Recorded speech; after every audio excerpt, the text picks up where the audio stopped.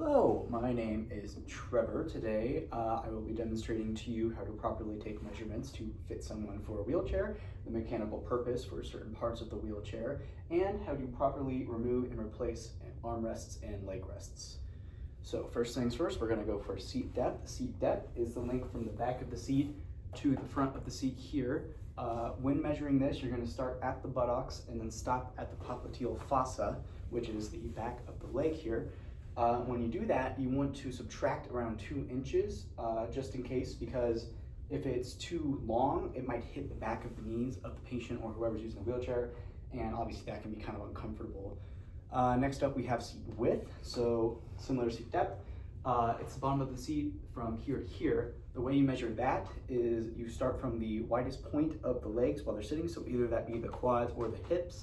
When you do this, you want to add around 2 inches because this prepares them for if they're like wearing baggy clothing or if they scooch around a little bit, so if they gain a little weight or something, they have a little extra wiggle room there. Next up, we have back height. So the way this starts is from the bottom of the seat. You start the measurement there and then either measure to the shoulder blade, so the bottom of the shoulder blade, top of the shoulder blade, or the arms. Different people require different kinds of heights, obviously, so it depends on like why they're in the wheelchair, how tall they are in general, that kind of thing. So obviously if it's too high and they don't necessarily need all that support, that can cause issues. And if it's too short and they do need that support, that can obviously also cause issues. Next up, we got armrest height. So the way this works is they'll kind of be sitting in the wheelchair like this. Their arms will be at 90 degrees, so more like this. And then you'll start from the bottom of the chair and up, and that's how that measurement works. Obviously, if the armrest is too high, they'll kind of be like shrugging their shoulders like this, kind of like I was. That wheelchair needs to be put down a notch or two. And if it's too low, they won't have anything to rest their arms on. Their arms will kind of be just sagging at their sides, and that's also uncomfortable. So next up, we have the lower leg length. So from the knee to the foot, the way this measurement works is they'll be sitting in the chair. You're going to start the measurement at the back of the popliteal fossa, so the back of the leg, and then measure to the bottom of the foot. You want to add around 2 inches for this measurement. Being it too short, obviously their feet will be touching the ground and you don't want that.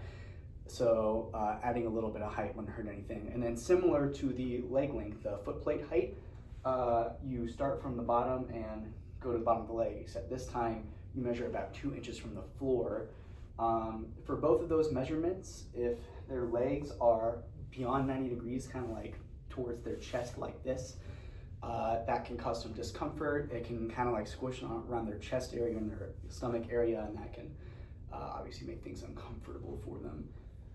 So next up, we have the push rims. This is the mechanical purpose of the push rims, is to give the patient something to kind of grab onto instead of just holding onto the chair. So as you can see, I'm kind of using the push rims instead of grabbing the wheel itself. The wheel is kind of rough and it's very dirty because it's always on the ground.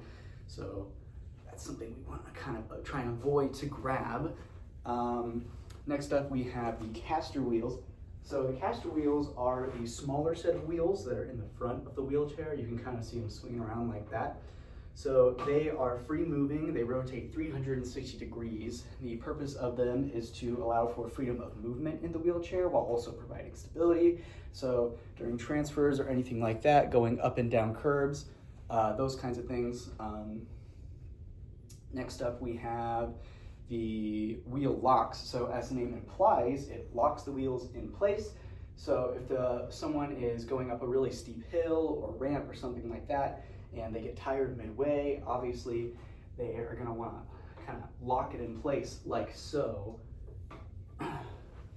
so that they don't have to hold it with their arms, because that's kind of tiring. And as you can see, now the back wheels are locked. I can't move the wheelchair at all. Right there. So next, we're going to be talking about the removal and replacement of an armrest and the leg rest. So for both of these replacements, during transfers of a patient from like the bed to the wheelchair or vice versa, this can kind of get in the way. So the way this works is this one has 2 little clips here and here, that sink into it. They kind of fit into these little notches inside the wheelchair.